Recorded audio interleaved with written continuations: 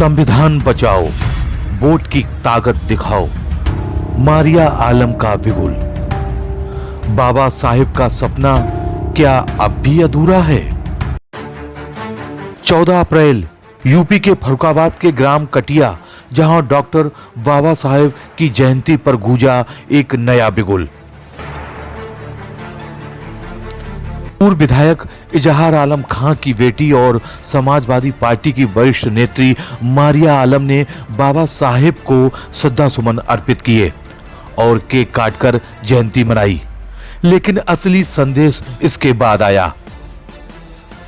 सरकार हमें और तुम्हें खत्म कर देगी और बाबा साहब के संघर्षों को जाया मत जाने दो। हम बाबा साहब के वंशज हैं, हमें बाबा साहब की बात पे चलना है।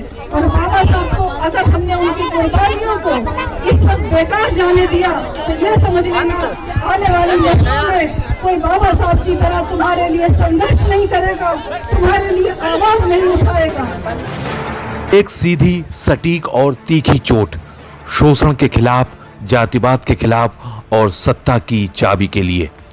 सपा नेत्री मारिया आलम ने कहा कि बाबा साहेब ने हमें संविधान ही नहीं, संघर्ष की रोशनी दी। अब वक्त है शोषित नहीं, शासक बनने का। इस आयोजन में मौजूद थे डॉक्टर कृपाल, महेश, आमिर खां, तारिक खां, पूर्व प्रधान कैसर भाई, धर्मेंद्र, डॉक्टर अनिल, नरेश, श्याम बाबू, अंतराम, शैबुल मास्टर, चांद मियां, फूजी, कुलदीप, गौतम सहित भारी संख्या में बाबा साहब के अनुयायी।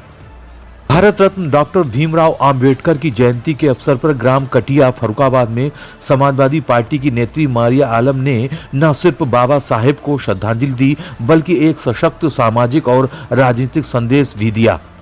उन्होंने दलित, आदिवासी, पिछड़े और उपेक्षित वर्गों को एकजुट होकर अपने अधिकारों के लिए संगठित होने का आह्वान किया। उनका स्पष्ट संदेश था कि अब समय है शोषण से ऊपर उठकर सत्ता में भागीदारी का, और यह ताकत वोट के जरिए ही हासिल की जा सकती है। उन्होंने वर्तमान सरकार पर संविधान विरोधी मानसिकता का आरोप लगाते हुए संविधान और सामाजिक न्याय की रक्षा के लिए सपा से जुड़ने की अपील की।